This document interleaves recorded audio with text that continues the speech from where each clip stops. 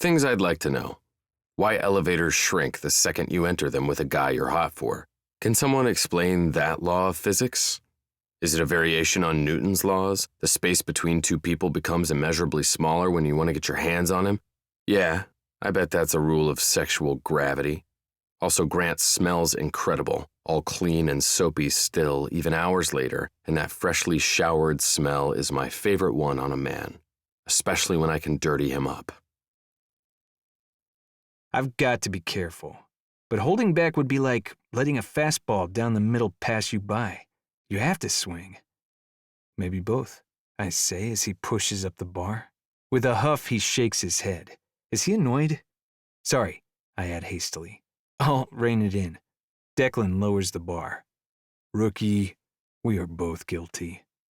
The way he says that, rookie, sends sparks down my spine. Very, very guilty, I add, and inside I'm beaming. I shouldn't be, but I am.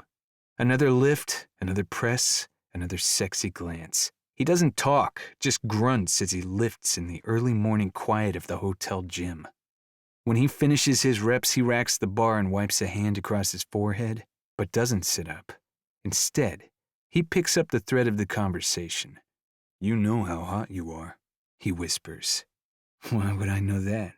I ask, fishing shamelessly for compliments. He cranes his neck, taking a backward glance at my body. You've got eyes. You look in the mirror. You know what you see. You know what I see. Electricity crackles and pops as I croak out. What do you see? He sits, cocks his head, strokes his jaw. His dark gaze cranks my thermostat to furnace hot. Danger. I see danger. Good morning, he says, joining me. I break into a loose-limbed jog, and Grant falls in alongside me.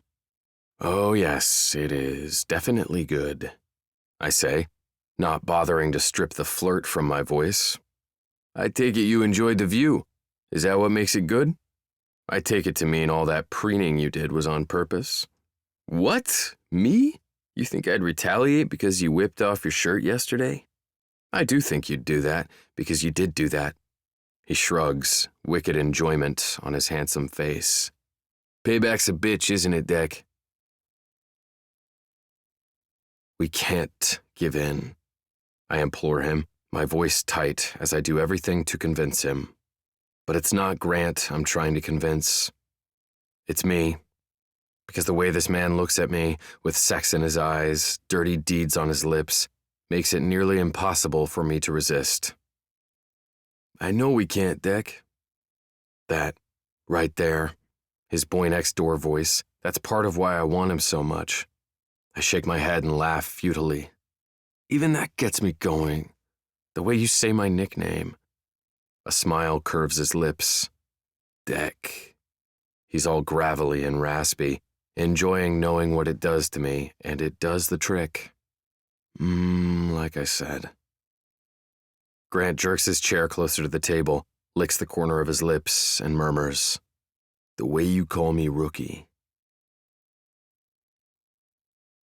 And what you said this morning? He prompts, like I didn't remember it perfectly. Yeah, I ask, letting him lead this conversation wherever he's taking it. Grant, he says, his tone shifting, full of vulnerability and heat. It's driving me absolutely crazy. I don't move. I don't breathe. I don't say a word. A haze envelops me as anticipation builds higher and higher, wrapping me in its naked grip. He grabs a napkin from the napkin holder, balls it up, rips it. Then he meets my eyes once again, leveling me with a stare that's more dangerous than any he's flashed my way before. But his words are the true risk, as he says,